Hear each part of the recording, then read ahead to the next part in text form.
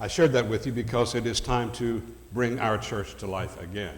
And I also shared it with you because I worry all the time about what I can bring fresh and new into the church's journey, its spiritual journey, its ethical and joyous journey, hopefully. And so most of you know that for a long time I was an actor, and so I need to begin after I thank John and Clyde for an amazing musical in Barcelona. The two of them partnered with their friends to make that an incredible Sunday for us 2 weeks ago, and I thank you. And it was really, because for me, music is such an important part of not just church, but of course also about movies and theater. So I want to dispel a lie I've been telling.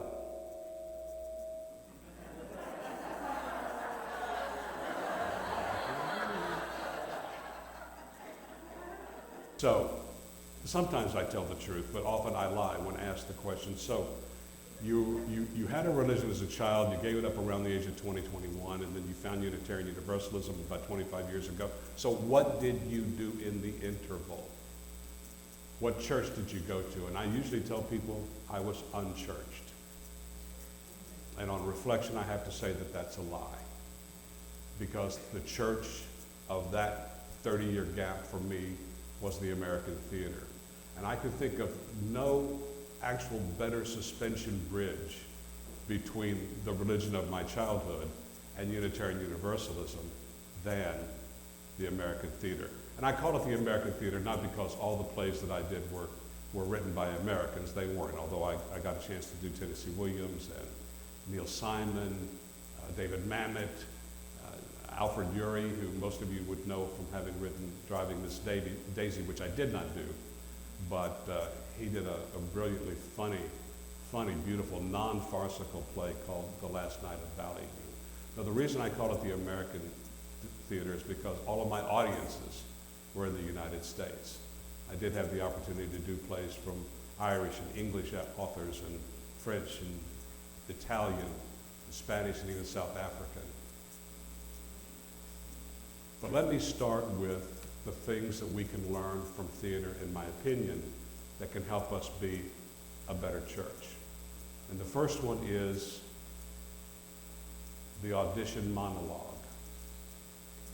If you're going to be a professional actor in this world, you have to, well, they recommend you have at least 10 monologues ready to go at any moment, depending upon what you're being called to read for, and the better actors will have 20. Because you need something else when you're doing a cattle call. They may be looking for somebody to do drama, comedy, farce, musical comedy, etc. So to get us in the mood for this, I'm going to do an audition piece that I did. I was going to do one that follows this number in Fiddler on the Roof, but I didn't really want to follow Tevye. And then, of course, Jack is in the audience, and I know he's probably done this role or done this. So I'm going to do one that I think nobody here has ever actually performed. Although there's such a contingent of village players in our congregation, that may or may not be true. But here goes an audition that I used to do when I was having to audition for musicals. As you know, I don't read music, and I would only audition for the plays in which I could carry myself through it, like, let's say, The King and I, or Henry Higgins in My Fair Lady. You don't have to be operatic or really accomplished musicians to get through that. So this one is from a play that I love called Camelot.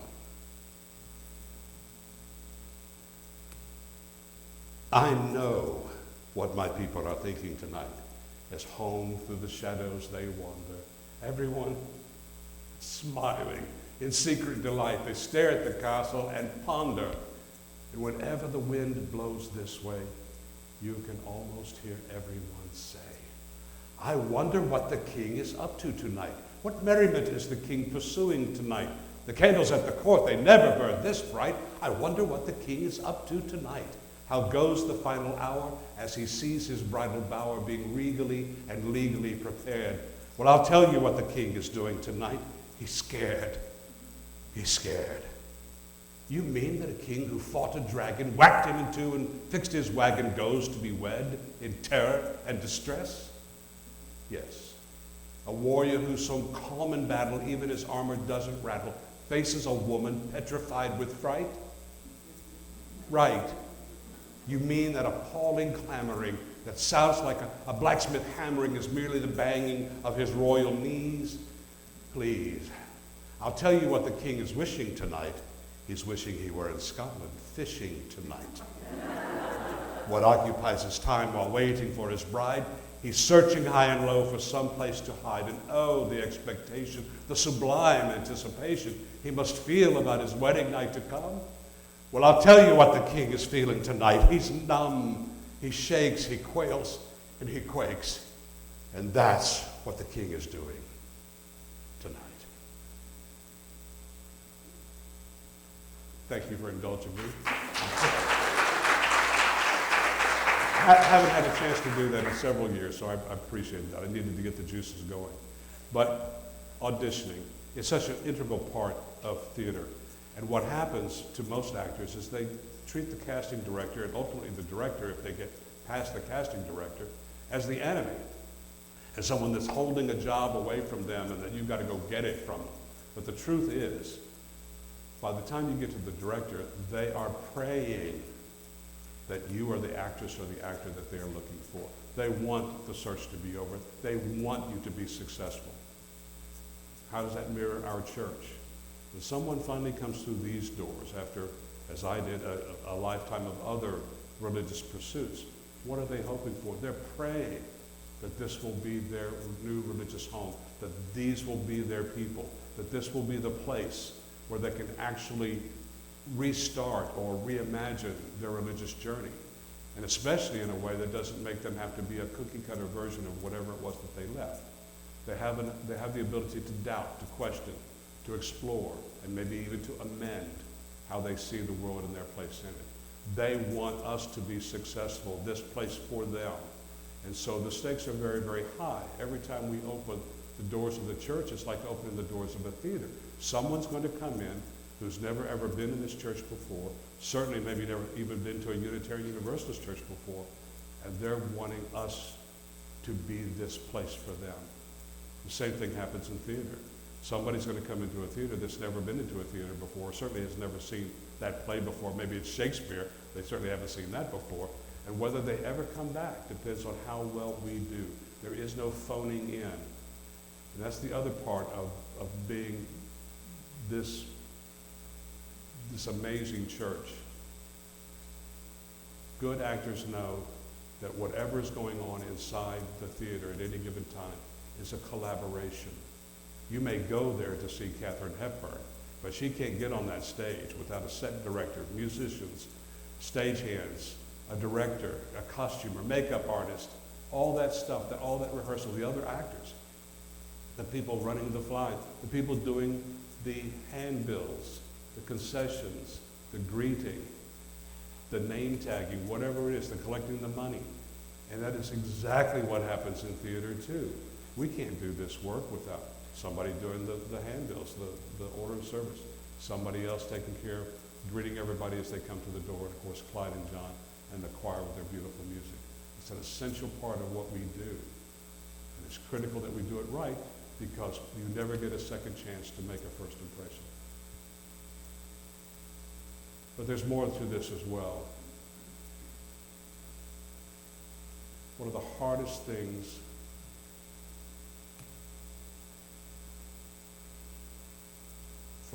I would say for actors, but also maybe for almost anybody involved in theater, is to understand that the more theater that you do, the more you are exposed to the intricacies of what it means to be human.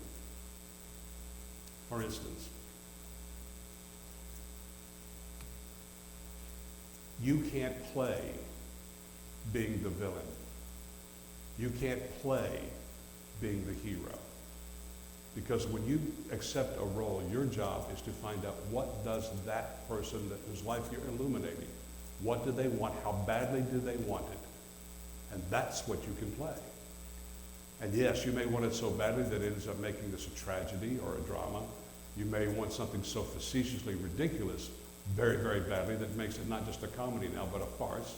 That's fun. but it's about what do you want.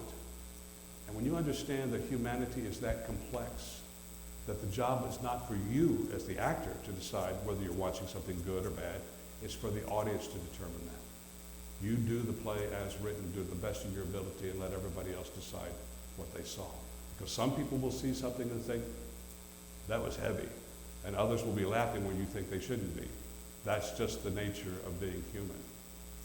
And that's also important for us as Unitarian Universalists, to be the accepting people that know that, as Penny said, people are going to come, some of them still holding deep vestiges of the religion that they held before. What they want is simply the freedom to maybe tweak it. Others want something completely different. Others want to come hide from religion and come here, and that's okay too. There's room for everybody, but it takes that kind of understanding that there's not one way to be human in order to be a welcoming, truly welcoming Unitarian Universalist church. And this is probably the most essential one. It's really difficult sometimes to figure out how much listening is critical to just a life, but especially in the theater. And the reason I say that is that, you know, regardless of how many times you've done a play, how many times you've done the play, and how many productions of it, every night you're required to create it again for the first time. To do that, you've got to be listening. Even in everyday life, you've got to listen. You might have a simple exchange like, how are you? And somebody says, I'm fine. But how you ask, how are you? Brings a subtlety to it. And the answer could be, I'm fine. As though we know we've just been through something horrible, but I'm going to be okay. Or, I'm fine. I don't know about the rest of you, but I'm fine. So there's ways to say this, and you have, as an actor, to be listening. Even Tom Stoppard wrote in his play, Rosencrantz and Guildenstern are dead. It's this brilliant scene where he actually has the two primary actors, Rosencrantz and Guildenstern, actually do a scene where they're pretending to be having a tennis match. No rackets, no balls, no net, but they do the play like they're having this tennis match. And it's brilliant and outrageously funny, and also very sad, because it's the exchange is about, have you thought about death? And of course, if you know the play Hamlet, Rosencrantz and Guildenstern should very much be concerned about their own deaths. But so deep listening is critical, and I was watching a program that an actress, and I forget which one it was, but a very prominent actress, was talking about the first time she had the opportunity to work with Robert Redford. And everybody knows who Robert Redford is. Gorgeous, tremendous actor, environmentalist, etc., drop dead gorgeous, and probably has never had a theatrical flop in his life. But she said that working with him was a revelation, because she typically thought about deep listening as a feminine trait. But here is this man that can command any space he's in, who was absolutely the most profound, deep listener she had ever encountered, especially in the world of theater or acting. Because so often you get caught up in your star power or whatever, your ego takes over, and it becomes about something other than the craft or the art. For church, we even almost always call worship arts, because it too has this collaboration. And she said that he listened to everything the director had to say, what the set director had to say, what the costumer had to say, the other actors as they read through for the first time. She said she was so impressed.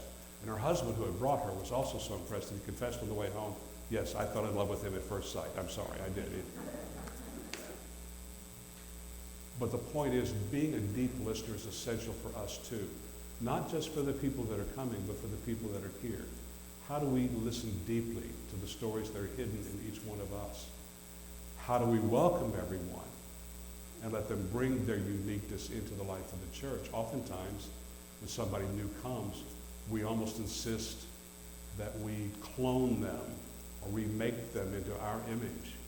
We wash away whatever religious language they might have brought with them, whatever religious rituals they brought with them. We sanitize it so that it's like we are. Of course, we have our policies and procedures, we have our bylaws, etc. But to keep our committees alive, our teams alive, our ministries alive, worship alive, the hope and future of the church alive, we have to let everybody that comes in take ownership immediately. No, they didn't build the church, but they will build our future. They will build the future. So it's essential that we let them come in to be a part of what we're doing, to find their bearings and to see if this can actually be their promised land.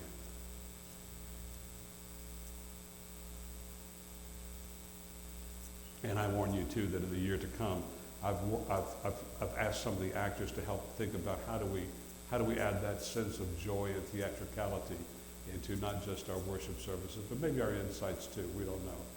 But it's time to let this church come alive and be joyful, to have fun, to be unique, to hit all the notes of what makes good church, which is not just the sermon or the reading, but the way we introduce ourselves, the way we sing together,